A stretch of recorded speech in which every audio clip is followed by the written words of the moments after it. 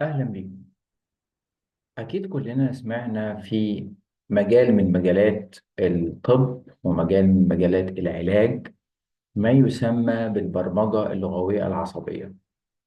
لما الإنسان بيعيا أو بيمرض بيبدأ إن هو ياخد العلاج، ياخد الدواء، سواء الدواء ده في شكل أعشاب طبيعية لو أنت من محبين الحاجة الناتشرال، أو الأدوية اللي بنشتريها من الصيدليات وهكذا.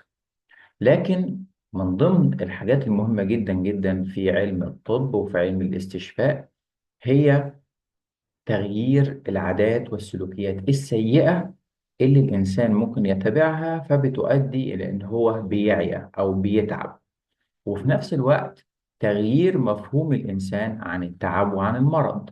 كل الحاجات دي في علم فرع من فروع الطب وهو علم النفس، بنسميها البرمجة اللغوية العصبية. البرمجة اللغوية العصبية هو جزء مهم جدا جدا في عمليات الاستشفاء أو إتمام عملية العلاج. بمعنى إننا لما الإنسان بيتعب فأكيد هو عمل أخطاء كتيرة جدا، أو عنده تصورات أو عنده برمجة معينة فأدت إلى إن الإنسان ده عي. فلما يتلقى العلاج بتاعه من متممات العلاج اللي بنسميها الاستشفاء، هو إن إحنا نغير أو ندي نصايح للإنسان ده بإن هو يغير وجهة نظره وسلوكياته تجاه ده أو ده. فده بنسميه البرمجة اللغوية العصبية. والبرمجة اللغوية العصبية مهمة جدا جدا في حياة كل إنسان مننا، لأنها بتديله ثلاث حاجات مهمة جدا.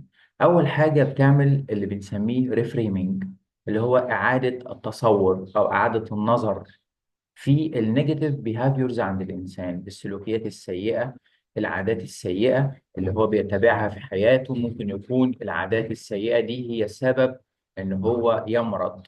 وده مهم جدا جدا في علم البرمجة اللغوية العصبية، إن إحنا بنستخدم هذا العلم في إن إحنا بندي بروجكتات، نصيحة، بروجكتات سلوكية للإنسان يعيد بيها صياغة أو يعيد بيها السلوكيات السلبية اللي في حياته. بعد كده بنعمل المرحلة الثانية في البرمجة اللغوية العصبية، وهي الانكورنج أو الرينفورسنج، اللي هي الترسيخ والتعزيز. بنحط له سلوكيات إيجابية، positive behaviors، بدال العادات السلبية. اعمل كذا بدل ما تعمل كذا، استبدل ده بدل ده. فبنبدأ الأول إن إحنا نوجه اهتمامه ونوجه وعيه للحاجات السلبية اللي هو بيعملها والسلوكيات السلبية اللي هو بيقوم بيها أدت إلى إن هو عي. وبعدين نقول له البدائل والحلول بتاعتها شكلها إيه، ونرسخ ونعزز بدائل سلوكية إيجابية مكانها. تيجي بعد كده المرحلة الثالثة نعمل له فيجواليزيشن، نقول له بقى إن أنت لو اتبعت هذه السلوكيات نديله الجزء بقى المستقبل المشرق. حالتك هتبقى شكلها ازاي، حالتك النفسية، حالتك الصحية هتبقى أفضل، وهتبقى شكلها عامل إيه لو اتبعت هذه السلوكيات الإيجابية وبعدت عن هذه السلوكيات السلبية. فده باختصار هو فكرة البرمجة اللغوية العصبية. عشان نعمل الفكرة بتاعت البرمجة اللغوية العصبية دي بنستخدم حاجات كتير جدا، من ضمنها الحديث، من ضمنها الرموز، من ضمنها حاجات كتير جدا علشان نحفز العقل إن هو يتبرمج بشكل معين إحنا عايزينه، وبالتالي الإنسان ده يقلل فرص المرض بتاعته مرة تانية. العلم ده، علم البرمجة اللغوية العصبية، كان موجود في حضارات كتيرة جدا، وإن ما كانش تحت الاسم البرمجة اللغوية العصبية، ولكن فكرته فكرة الريفريمينج، إعادة الصياغة، فكرة الأنكورينج، التعزيز والترسيخ، فكرة الفيجواليزيشن اللي هو تخيل أو وضع رؤية جميلة للإنسان. فهي موجودة كأفكار وإن لم تكن موجودة كاسم للعلم.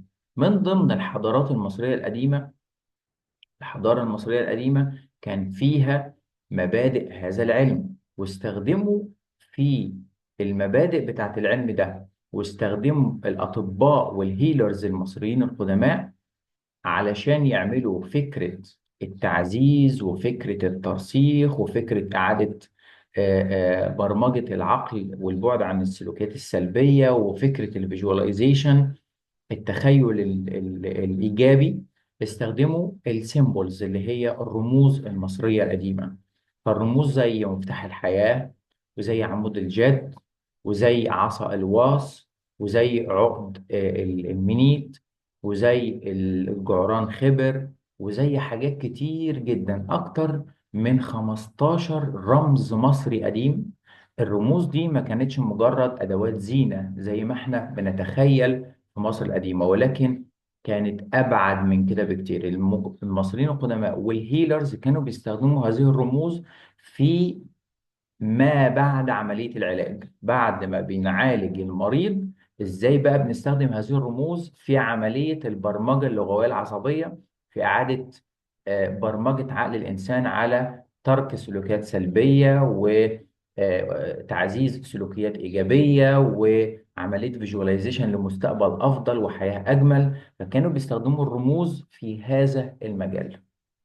عشان كده أنا عملت كورس جميل جدا انتقيت فيه أكتر من 15 رمز مصري قديم.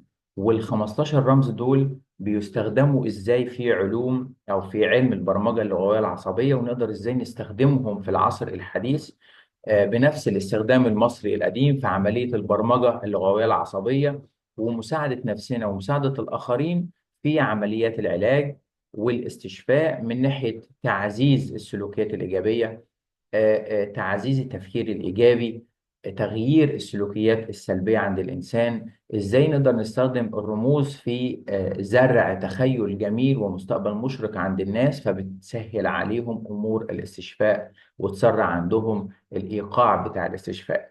علشان كده إن شاء الله هنبدأ الكورس ده في شرح تفصيلي عميق جدا واستخدام ستيب باي ستيب، كورس براكتيكال أكتر ما هو معلومات نظرية فقط. ولكن أنا بعد ما بدي لك كل رمز وبشرحه لك بعرفك إزاي تقدر تستخدمه مع نفسك، أو إزاي تقدر تساعد الآخرين من خلال هذه الرموز، وبالتالي نكون بنحيي المدارس الطبية والاستشفائية القديمة بشكل أو بآخر عشان نستخدمها في حياتنا الحالية. لو عايز تعرف أكتر عن الكورس وتنضم معنا في هذه الرحلة الجميلة، تابعوني وابعتوا لي رسالة وأنا هرد على حضراتكم. أشوفكم على كل خير إن شاء الله.